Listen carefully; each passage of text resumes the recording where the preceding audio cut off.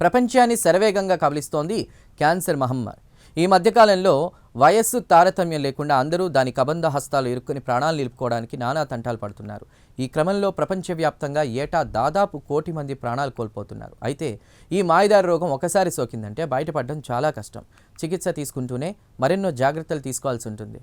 చికిత్స కూడా అంత సులభమేం కాదు. ఎన్నో వ్యయ ప్రయాసలకు ఓడ్చాల్సి ఉంటుంది. తగ్గినట్టు అనిపించిన మళ్ళీ తిరిగి శరీరంపై ఎప్పుడు ఇది అటాక్ చేస్తుందో అన్న భయం జీవితాంతం వెంటాడుతూనే ఉంటుంది. అయితే క్యాన్సర్ నుంచి ప్రాణాలు కాపాడడానికి మన శాస్త్రవేత్తలు నిరంతరం కృషి చేస్తూనే ఉన్నారు.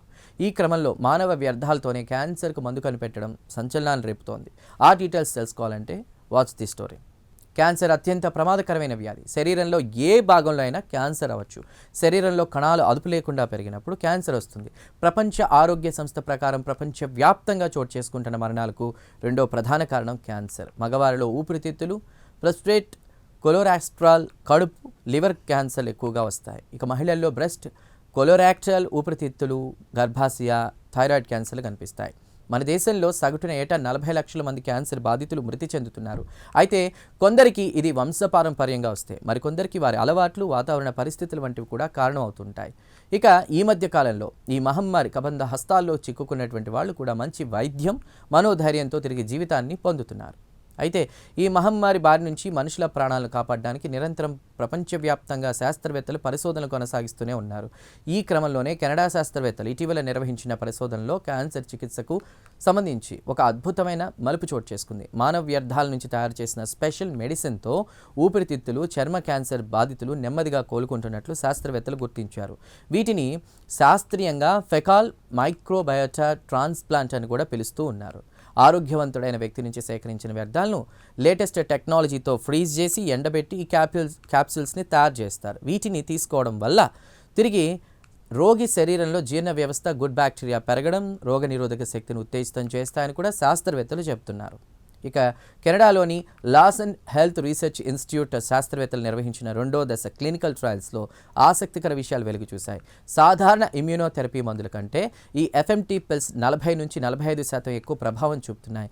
సాధారణ ఔషధాలతో కలిపి వీటిని వాడినప్పుడు ఏకంగా 80% మేర మెరుగైన ఫలితాలు కనిపిస్తున్నాయి.